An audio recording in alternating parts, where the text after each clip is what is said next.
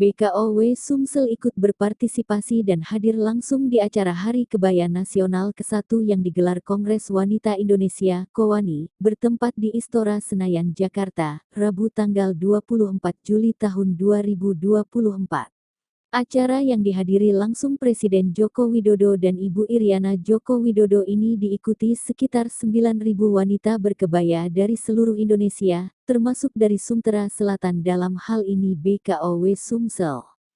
Kebaya nasional ditetapkan pemerintah RI pada Kongres Wanita ke-10 di Yogyakarta tanggal 24 Juli tahun 1964, yang pada waktu itu dihadiri oleh Presiden Soekarno, menetapkan kebaya sebagai busana nasional perempuan Indonesia dan merupakan identitas budaya bangsa.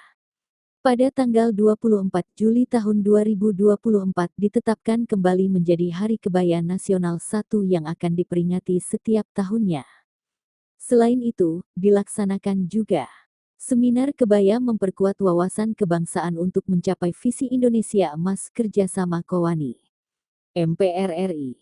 Forum Diskusi Denpasar, bertempat di Gedung Nusantara 4 Kompleks MPR RI Senayan, Jakarta, Kamis tanggal 25 Juli tahun 2024 dengan slogan, Bangga Berkebaya, Bangga Budaya Bangsa.